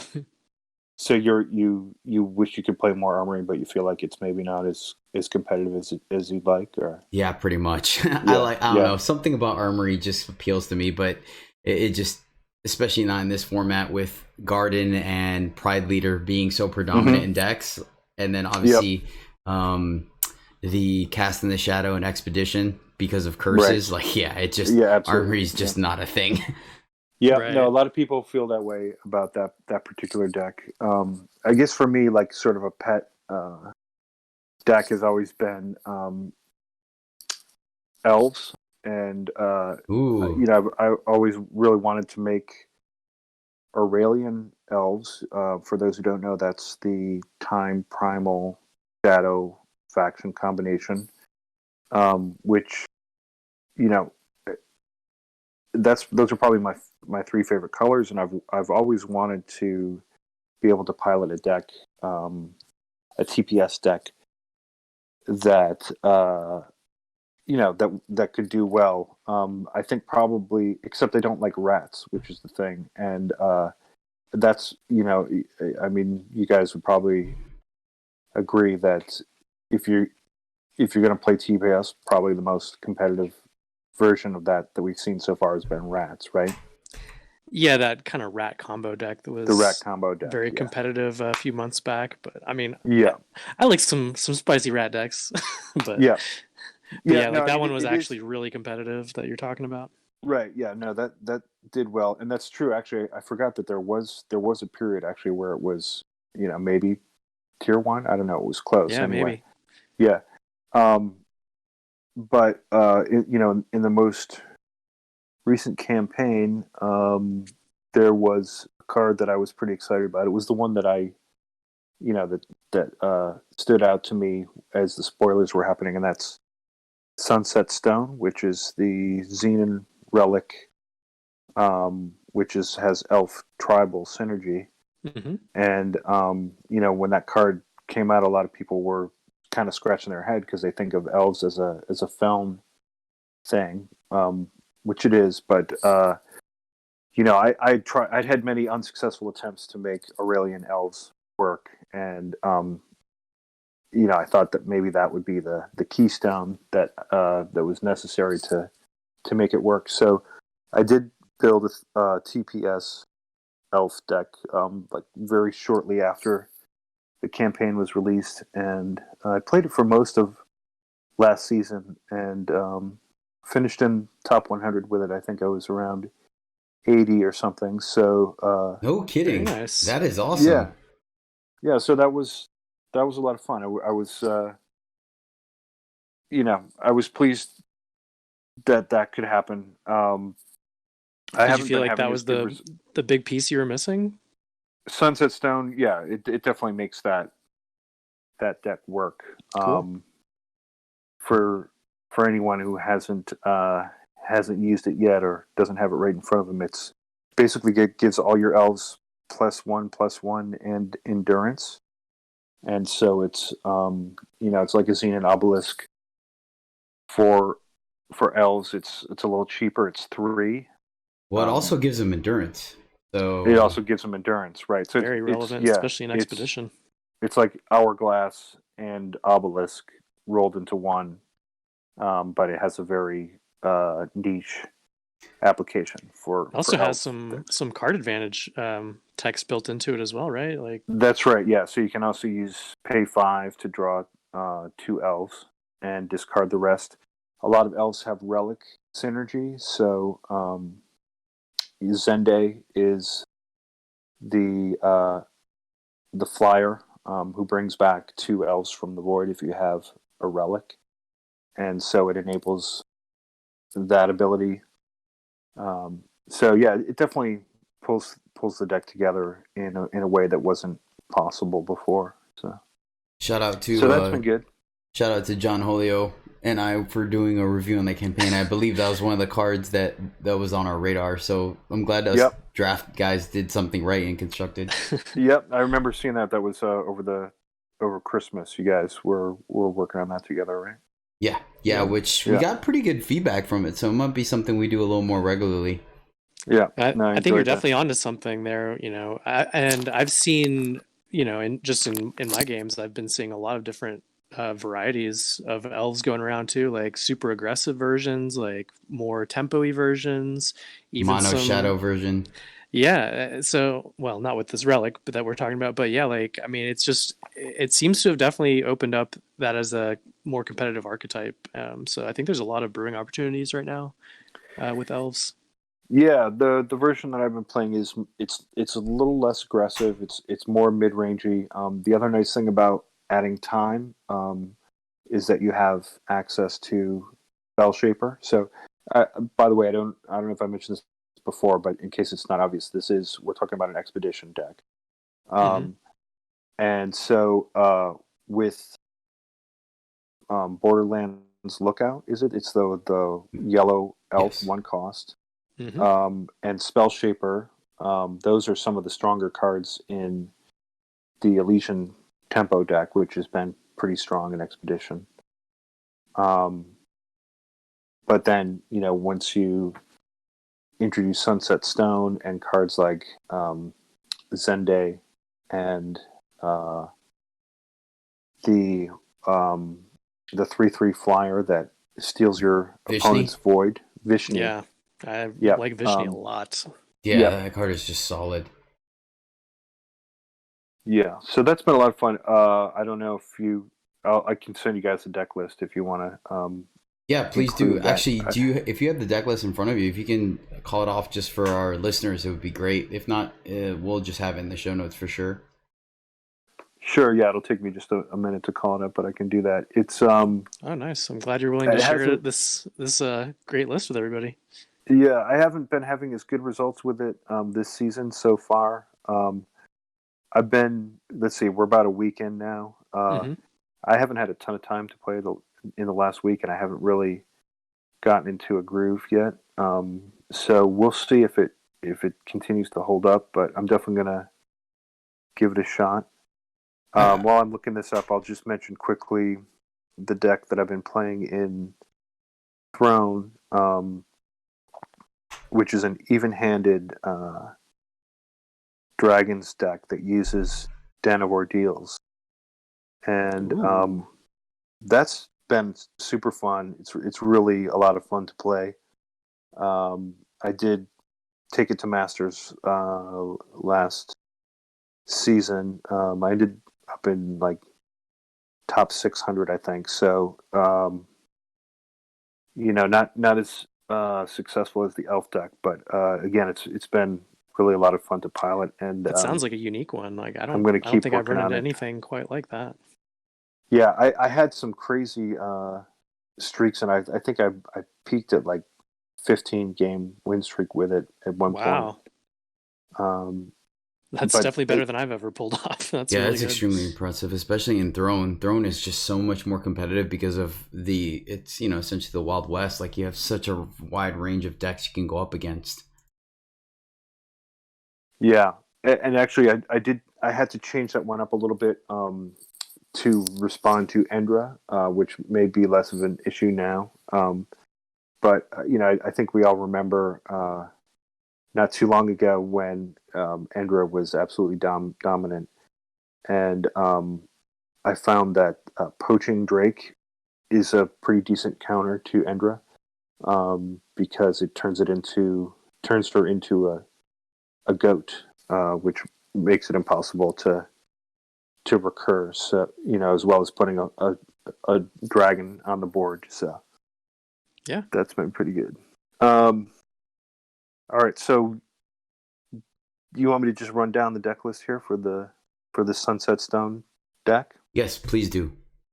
Sure. Yeah. Okay. So the low end does have some similarities to the Elysian deck. We've got 4 Borderlands Lookout.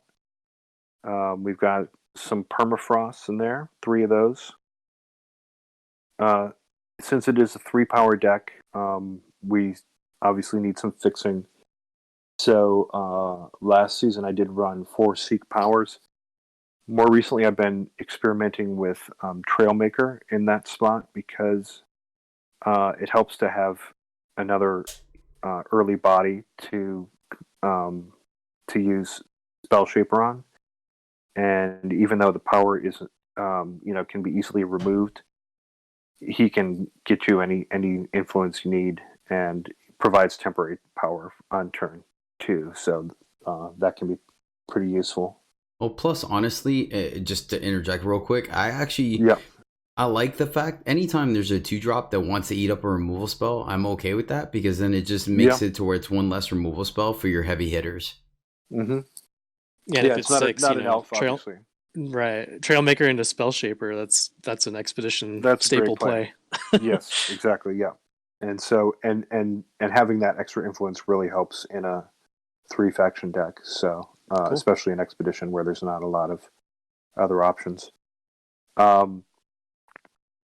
Master, Lethrai Hideaway, which is the elf relic. You've got 4 of those. A great early play actually is you put this on 2, you have your elf. Turn 3, if there are no defenders, then you're swinging with a 4/1, which usually gets wiped out pretty quickly. But as you were just saying, Jedi, if you if your opponent's using up removal on a 2-drop, then that's not a bad place to be. let's see what else we have here. Spell Shaper, we mentioned for those. I had been using the Feln Smuggler, Blight Pass Smuggler. More recently, again, I've been we're trying out the Elysian Smuggler instead. Display of Knowledge, which is one of my favorite cards, and I love the versatility here. Obviously, you're kind of restricted to keeping it in relic-based decks where it has the most utility. But this is clearly a deck that uses relics. So sometimes you use it to draw your Sunset Stone or your Hideaway. Sometimes you use it to as removal, and it can also be great to line up some blowouts with the +2 attack and quick draw. Well, now I feel like you and Death have to have a elongated conversation on Discord about it, because I think that's his favorite card as well. Which, don't get me wrong, I think the card is good, but I've never seen. He wants to jam it into every deck possible. So no, I love this card. I love the art. I love the flavor. I think it hasn't really found a great home. I think partly because the relic mode is so situational, and also, like we were saying earlier, there hasn't really been, except for rats, there hasn't been a whole lot of super strong TPS decks. So, I think with some additional support in the future, maybe we'll see more of it. But I have a lot of fun with that card. Sunset Stone, which we were talking about. So you mentioned, John Hoyo, you mentioned the draw. The way that works is once per turn, you may pay 5 to draw 2 elves from the top 5 cards of your deck, then discard the rest. So you want to make sure you have a lot of elves in there, obviously. But the other nice thing about this is having them in the void sets up your Zende plays later in the game. So you're happy to see stuff go into the void if it has to. Sure. Vishni for those. And that's another good Endra counter. If you can clear your opponent's void of Shavka's Song, that's just going to help you out in the long run. I think we're going to be seeing far less Endra, and especially in Expedition. But that, hosing shadow-based decks with that is also really nice when they're going for that big Vara play later in the game. For sure, yep. It's a little funny because sometimes you're playing Vishni on 3 and their void is empty, so not all that useful. But it still doesn't hurt to have a 3/3 flyer on the board. And then there's the additional ability, which is you can shift it for 6 and play 3/2/1 Dark Elves. So especially if you have 1 or even 2 or 3 Sunset Stones on the board, suddenly we're talking about 3/2 Elves with Endurance. So that can be a pretty strong late game play. Well, then plus, it being coming down turn 3, your opponent's going to use some removal on it. Then later in the game, you bring it back with Zendi, and then you have the Infiltrate refreshed, so you could still steal their void later in the game as well. Yeah, also true. I'm a big Vishni fan. I run 4 of those in my Argenport deck in Expedition too. No elf synergies required. That's just a solid card. It is, yeah. It took a while. Like I remember when it was released, it saw some play, but not a ton. I feel like it's been picking up, certainly in Expedition. I'll just finish up the deck list here. I mean, it's no surprise. We talked about it already. The top end here is Zende, the Harp Binder. Another, favorite card of mine that has not really been super viable in the past. Although I've tried to make it work. I've had some success, but never as much as more recently when Sunset Stone was introduced. So that's been pretty fun. And I'll just quickly run through the market here. We've got Immortalize. Lethrai Dead Drop was in the original list, although I've since cut that because I found that although the bargain ability is great, that 2 damage for each enemy unit can really hurt if your opponent has more than a couple of units on the board. So been trying to find better ways to draw cards without taking damage because this deck doesn't have any life gain. Polymorph, I think, is great removal, especially in Expedition. It's nice to hit in Endra with Polymorph and just about any target that has a lot of text. Malediction, although after the recent campaign came out, I replaced that with Aramat's Designs, and then Xenon Temple. Nice. Yeah. Sounds like a solid list. Yeah, I'll probably try give it it a out? shot. I'll definitely give it a shot. I've been trying to make elves work periodically as well, mainly because there's just I like Zendi, I like Vishni. So yeah, I'll definitely give this a shot. And then, like I said, John and I had the relic on our radar. So since the Rakano adventure didn't quite work out for us, I wouldn't mind trying the Xenon one. So awesome. All right, well, I think that's gonna do it. Where can people reach you at? I'm on Discord frequently, and anybody is more than welcome to hit me up there. It's Papa Capricorn number 2915. I've also have a personal Twitter account, twitter.com, Papa Capricorn, and there's a Shiftstone Twitter account. There's also a contact link at shiftstone.com. So whatever your favorite method is, I have a presence there. So, feel free to get in touch with anybody out there. I'm always up for chatting about Eternal with anyone. So. Excellent. Thank you so much for being on the show. I really appreciate it. Like I said, you've been making content and being a big support of the community, obviously creating such a great resource on your own personal time for the betterment of everyone that I've used quite frequently. So thank you once again for taking the time out of your day and your schedule to be on the show. I really appreciate it. Absolutely. It's my pleasure. And hope we have a chance to connect again soon. Alrighty, this brings us to our What's the Play of the Week. So this one is a bit of a simpler one, more simple-ish one, but I do think it is a highly contested one. So we're going to go ahead and break it down for you guys. This is, once again, a limited game that we played recently that has gone the distance. So our opponent is 9 power, Winchest. So they have 7 fire, 1 justice, 2 shadow. So they are either Stone Scar or lightly splashing Justice. I think they've already played some Justice as well. And we are at 7 power with Fire, Time, Shadow, firmly in 3 colors. We are at 4 life. Our opponent is at 8 life with 3 armor, so collective 11. Our opponent has 1 card in hand. We have 2 cards in hand in the form of Shadow Sigil and Time Sigil.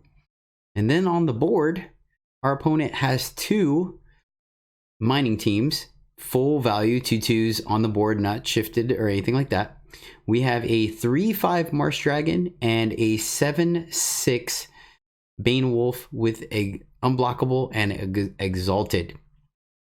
So pretty straightforward, guys. The discussion here is whether you attack or not. And thanks to you guys blurting out your answers real quick, I kind of have an idea of where you guys are at. So I'm going to say this. I'll say my defensive part because that is what it is, and then I'll let you guys talk. So, of course, it being this late in the game, our opponent being on 1 power or 1 card in hand, us on 2, and we know it's nothing, we're effectively in top deck mode. I absolutely hate being in top deck mode because I feel like you are 100% just at the mercy of your deck. So RNG, help me or hurt me now. The consideration here is whether we attack or not, right? And you have 2 options. Well, actually, I guess you technically only have 1 option. You can't swing with everything because we have a total of we all our damage can get through, so we can for sure get in for 10, right? Because 3 is flying and 7 is unblockable, but our opponent is at 11, so they'd be at 1. We know we have nothing in hand. We already drew for turn.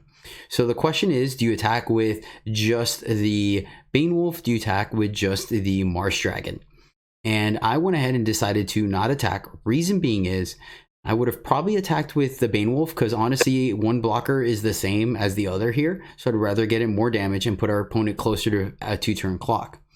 The downside to that is if they have anything in their hand, we could effectively be dead, right? They are playing fire, they are playing shadow, they are playing justice, so they have pump spells, they have burn cards, they have removal spells. So getting a unit off the board or getting in extra damage is not completely unheard of. They also have access to charge units. Actually in this format the only charge unit is time, so never mind. That they also have access to the dragon that could ping us for 3 when it comes into play and then swing. So I decided to leave it back because there were just too many outs that our opponent can either draw or have in hand to kill us. And I'd rather have the double blocker and force them to have 2 answers instead of just 1 to kill us. That's my take on it, and I did not attack. But of course, there's 2 sides to every coin. So Alex, John, which one of you 2 wants to start bashing me first? I don't think there's any bashing necessary. I think your stance here is completely defensible. Like, there's, like you just mentioned, when in the colors that they're running, there are so many top decks that can win them the game if you put your shields down at all. So I think your line is completely reasonable, but I guess it's maybe a playstyle thing because I'm looking at this board and I'm gonna risk it for the biscuit and get in there with this Bane Wolf, put them on a 2-turn clock, make them have something off the top of their deck. Yeah, I'm the same. Like, force the issue. Don't give them the draws to the outs to draw. I mean, so like if you attack, quick math is 11. That's 2 turns with the Bane Wolf, and then just like roll the dice and hope. If they have a combat trick or a removal, you're in pretty bad shape anyways. I mean, it's not game over potentially. But yeah, I think I just go for it there. I don't know if opponent had a fast spell or not in that. If you had sense that they had a stop or not. Now, here is obviously there's some additional information that we could talk about because there are 2 mining teams, so it's a matter of when they scouted, if they already drew those cards or not. Did they scout to the top, scout to the bottom? The one thing I will add for you guys, it's a consideration. Since the Bane Wolf, so we're talking about if they have a removal, you're in a bad spot anyways, right? So if they have, if we're playing around them having a removal, do you guys swing 100% with the Bane Wolf because it's for sure a 2-turn clock? Or do you swing with the Marsh Dragon because the Bane Wolf has Exalted? So if they are forced to remove a card, they're forced to remove the card with Exalted, versus if you swing with the Bane Wolf and they kill the Marsh Dragon while you're still just stuck with a Marsh Dragon or a Bane Wolf. Is that a consideration for you guys? No, because either way, they just kill whichever one you didn't swing with there, and then they just have you for 4. Yeah, the Exalted will go on to the basically exhausted unit and swing for lethal. Okay, cool. No, that's fine. I was just curious. Just something to consider. All right. Well, that's what's the play. Did you win that game? Yes. I thankfully they top decked some units. And we unit after unit. Yeah, it was just straight gas, and I think did power, and then I think we got we got a worthy cause, and then somehow we were able the worthy cause, because we sacked the Bane Wolf, decimating the worthy cause like mid combat, so the weapon went on the Marsh Dragon, and we had blocked 1 unit, and then we gave the weapon, then we killed another unit, and then we put the Exalted weapon on the Marsh Dragon and gave it lifesteal, and so it was just a bad day for our opponent. Yeah, I mean, it turned out that either line would have resulted in you winning, although I think the opponent honestly misplayed, and they could have attacked like the next turn. Mm-hmm. Yeah. And like you would have been dead, but they also played conservatively and lost because of it. Yeah, there was definitely a turn because you weren't kidding. They literally drew straight gas right after that. They saw no power. It was just unit after unit after unit. Right. So I agree with you. I think there was a turn where if they had swung with all 3, they would have put us to either 2 or 1, and then it would have put us in a very bad spot the next turn. And I think they didn't, and it gave us the chance to come back. All right, guys. Well, that's going to do it. That is episode 49 of Eternal Journey, talking about eternal resources in the form of Eternal Warcry and Shift Stone. Once again, thank you to Papa Capricorn and Stever Cakes, the originators and designers and maintainers of these fantastic websites. You guys are great. Thank you guys so much. John, Alex, thank you guys so much for being on the show. I really appreciate it. You guys are fantastic. Thanks, Jedi. Thank you. Of course, you can catch both those guys on the Farming Eternal and Eternal Journey Discords. You can catch John streaming from time to time on John Holio on twitch.tv/John Holio. You can catch me streaming live every Sunday, Monday, Tuesday at twitch.tv/Jedi_EJ. And of course, you can follow us on the YouTube channel Eternal Journey, as well as Twitter, EJ the Podcast. Of course, I mentioned earlier of special giveaway. So for episode 50, that's right, 50, it is our big 1-year anniversary coming up next episode. Slightly off schedule, but 50th episode seems about right, so we're going to do it. I am giving away a $20 Steam card, completely free. All you have to do is take this episode, whether you're I guess the Twitter post or the YouTube post, and I don't think you can share Reddit. I think it's just Twitter, SoundCloud. Oh yeah, I'm not sure if you can share on SoundCloud. Whatever. Anywho, Twitter and YouTube. You like and share this and comment. Yeah, let's do all three. You like, share, and comment this post of this podcast on your Twitter or your YouTube, and I will add you to, or put in an entry to the giveaway. Each version will give you one. So if you do Twitter and you do YouTube, you'll get 2 entries in it. And there's a way to get 2 additional entries, which is subbing to me on Twitch. That's right. Like I just mentioned, Jedi_EJ on Twitch. If you sub to the channel, you will get 2 entries for a total of 4 entries into this giveaway. And then at the end of the 50th episode, we will randomly select a winner to receive the gift card. So that's it. You guys have anything to add? No, great episode. Thanks for having these guys on. It was a great discussion. Fun to learn about these excellent websites I use all the time. Yeah, just a thank you again to Papa Capricorn and Stever Cakes for coming on. That was awesome. And yeah, support these guys any way you can. Great websites. All right, guys, that's going to do it. So until next time, happy gaming. Bye. Good luck in your draft keys, everyone.